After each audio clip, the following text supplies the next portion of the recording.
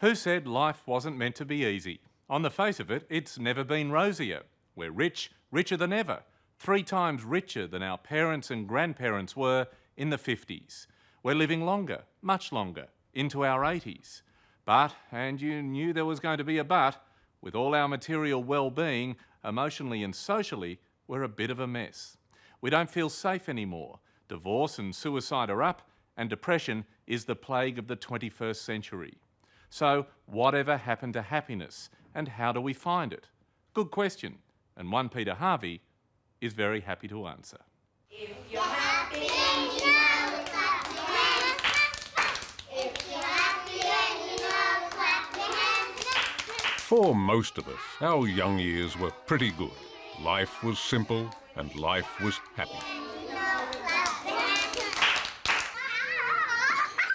Happiness was quite literally child's play, chasing your mates around the playground or just eating an ice cream.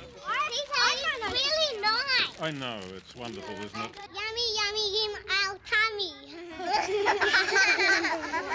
They say that kids laugh about 300 times a day, and when we get to about 50, we laugh about 5 to 10 times a day. If you're happy and you know, then you will also.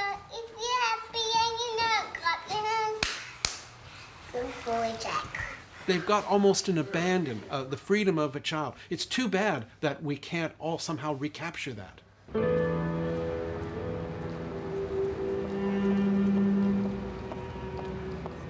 Once you leave the playground, ice creams can be few and far between, and so are the smiles. What does it say to you when you look at a group of people walking along the street like this and you see maybe one smile in 100? Yeah. I look at Dash Dreams. You know, when they were 5 years old, they couldn't have dreamed that this is what they were going to be doing with their lives. Dr. Stephen Wan is an anthropologist. He studies the human rat race, and today Martin Place is one of his laboratories. They take on this zombie-like look, this robot look, where they have no expression because they don't even want to reveal the pain that's inside of them. They're not happy, Peter. It's a pretty tough judgment, though. I mean, people are actually going to work. Well, Peter, maybe it is a harsh judgment, but you see, we're supposed to be happy. We're supposed to be in the greatest period of prosperity in our existence. They call us the lucky country, but are we happy? Deakin University put that question to more than 22,000 of us and made a map of Australia's well-being. Our cities fared poorly, and the results show that the road to happiness leads straight out of town. And the cheeriest place of all, well, where else but Queensland?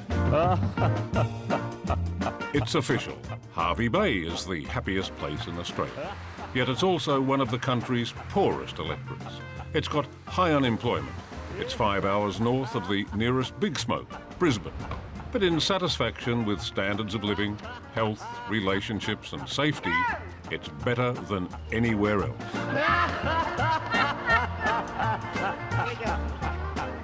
When you wake up in the morning, you say to yourself, yes, I'm content, I'm happy. Every day. Here at the Fraser Lodge Caravan Park, happiness is as simple as a sausage in bread, a can of beer, or a mouthful of warm cask wine, and the joy of belonging. Our smaller country towns have a greater sense of community, and humans need community for support. The medical evidence shows that people who survive heart attacks and cancer are the people who are socially connected, not the people who live alone. And people who are the happiest are people who are socially connected. Cruising down the river on a Sunday afternoon. And the happiest people in this happiest of places are entertainers Miriam and Lulla Davis, with friend Joe on lead vocals.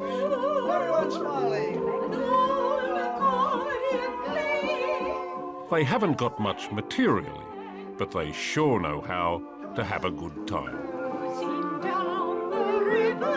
I mean, you've got to wake up every day and say, what have I got around me? Look what we've got. I mean, I live like a millionairess, and I'm a pensioner.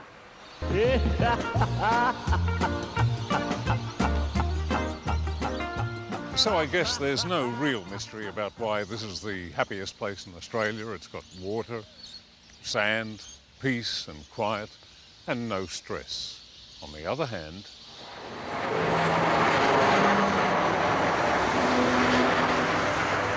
Sydney's inner west has the dubious distinction of being rated Australia's unhappiest place.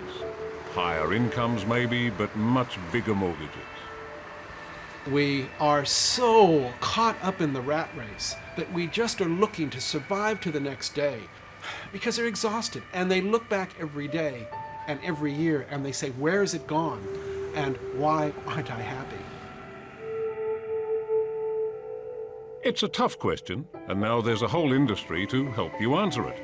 From books to life coaches, and for many people, a visit here, the Happiness Institute. Zip. Oh. Zip. Zap. If you've forgotten what happiness is or momentarily misplaced it, Dr. Tim Sharp says he can put you on the road back. Zip. Bop. The research suggests that people can learn the basic skills that lead to happiness, and if they don't just learn those things but apply them, and apply them on a regular basis, they can increase their happiness. There's a theory that we don't appreciate anything that's free, so maybe that's why happiness has a price. The fees range from $20 for the book to a few $100s for one-on-one counselling sessions. A lot of people have a too narrow definition of happiness. Like anything, the more you want to get out of it, you might have to invest a bit more. What I would say to people is, how much is your happiness worth? People spend all sorts of money on all sorts of things for little return, or the benefit they get from a new iPod or a new plasma screen or a new dress is minimal. I would argue that for every dollar they invest in their happiness, the return is multiplied hundreds of times. You can't buy happiness in a book. It's the author's idea of happiness and not your idea. Happiness can't be bought. Happiness can't be given to you. Happiness has got to be earned, and happiness has got to be inside. Now, if you're beginning to think this happiness business is getting too serious, get a load of this.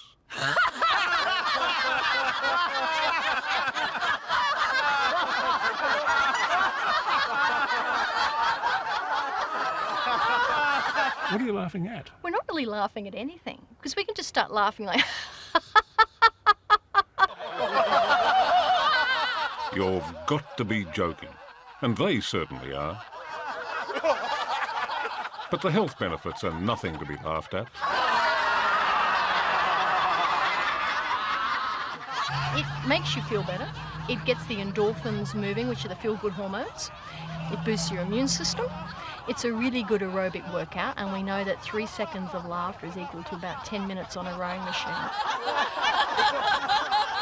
Shirley Hicks teaches people how to laugh. Hundreds of them. And anyone can learn, even cynical old journos like me. So now, why don't we just laugh for no reason? You can follow me, All right, okay? where you go.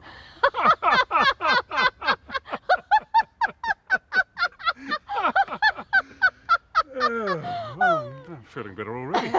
You look it.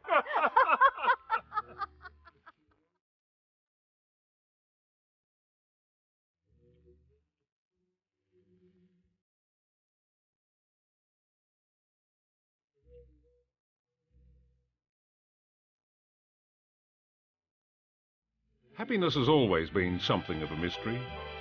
On the outside, it's plain enough, but what's going on inside? What does science know about happiness?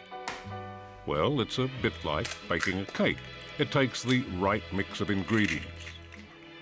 Think of your brain as a mixing bowl where the main ingredient is the electrical activity of nerve cells that generate happiness. They can be sparked by our physical senses, something we see or taste or smell. Add to the mix a few other things, like your hormone levels, a full stomach, fond memories, or even a kiss. If the recipe is right, then the result, in the short term at least, is happiness. When you're laughing. Of course, you could always just win a lottery. That'll do it. Peter, this is what I've won.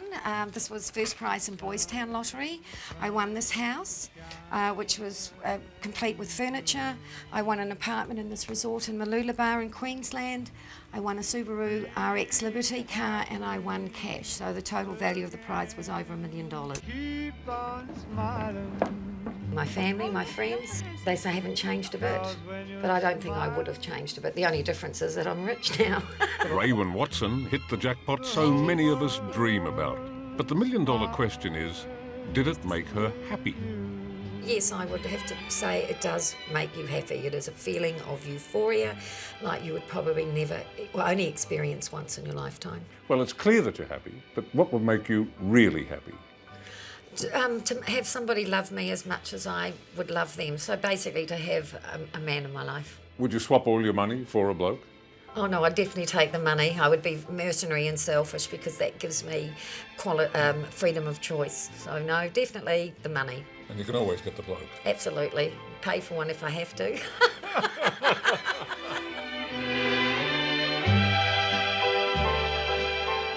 So there you have it, straight from the lottery winner's mouth. Money can buy you financial security. It'll never buy you happiness.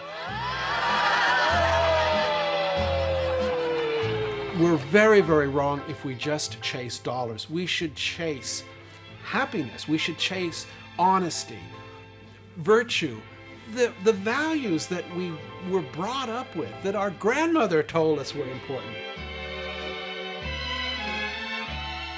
And just in case your grandmother forgets those little tidbits, perhaps one day you can learn them at school as part of the curriculum. Happiness 101. My grand vision would be to run these programs in schools alongside maths, English, science and whatever, so that if you learn them at an early age, they will be natural. So stop your sighing. But if anyone's giving lessons, it should be from those who really practice what they preach. I'm terrible. I'm a shocking dancer, but I would just love to dance a bit of happiness with you. It's just terrific. So nice. You're very tolerant with me. So there it is, happiness. It's as simple as that, and it's as complicated as that. But remember, whatever makes you happy, for goodness sake, keep on doing it. Happiness is very good for you. It makes you live longer, puts a smile on your face, makes you get through every day. And it's a great aphrodisiac as well. What could be better? The whole world smiles with you. Thumbs up. Hello, I'm Tom Steinfort. Thanks for watching 60 Minutes Australia. Subscribe to our channel now for brand new stories and exclusive clips every week. And don't miss out on our Extra Minutes segments and full episodes of 60 Minutes on 9now.com.au, as well as the 9Now app.